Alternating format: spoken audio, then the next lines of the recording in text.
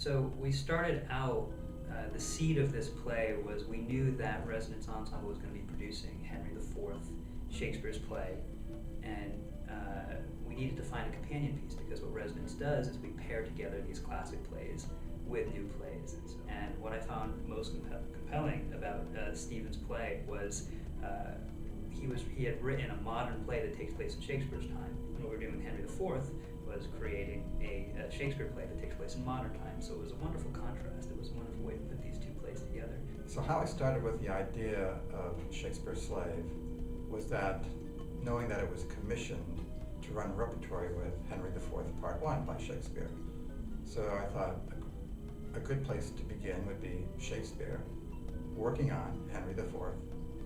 I want to write a character who people will believe could be William Shakespeare, and yet make him different enough that he's interesting, that he's not kind of conventional wisdom.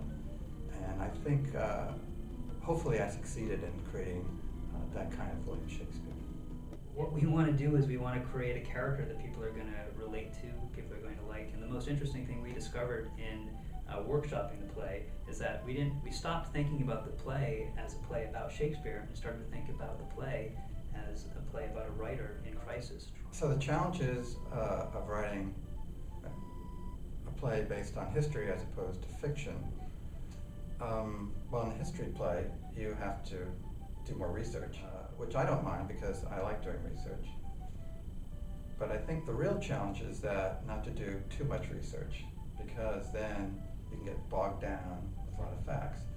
You know, playwrights write these history plays and it's historically faithful, but it's not very interesting. You know, it's not dramatic. Now, one of the challenges that I know that we run into is an audience always has preconceived notions about what they think of Shakespeare, what they think of this period, what they think of the people in this play. They're going to ask questions in their mind about what's real, what's made up, and as a director, I just have to throw a lot of that away and just throw away all those preconceived notions and figure out what's most dramatic and what's most compelling in the story we're trying to tell.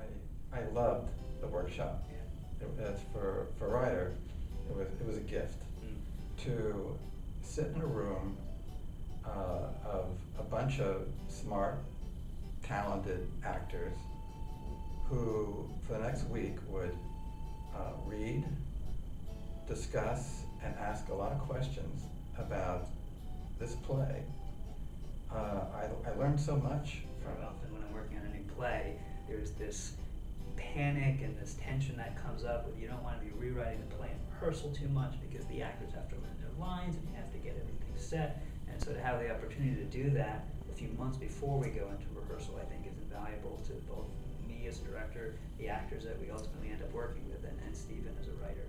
The title is Shakespeare's Slave, and the meaning is kind of ironic.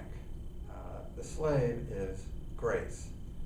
She's an African slave. When Shakespeare meets her, falls in love with her, and there develops a relationship. I would say that Shakespeare is the slave.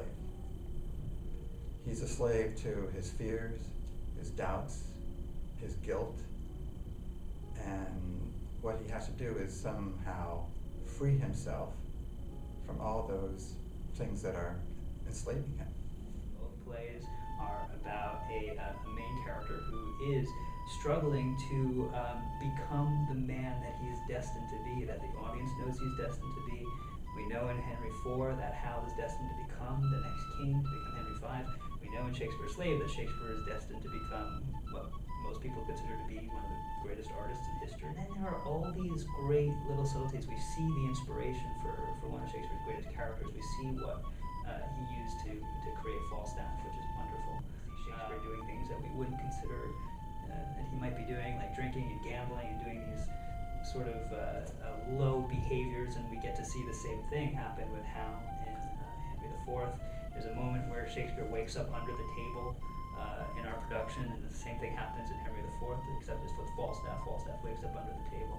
So there's just a lot of great, wonderful parallels, and the audience who gets to see both is in for a treat.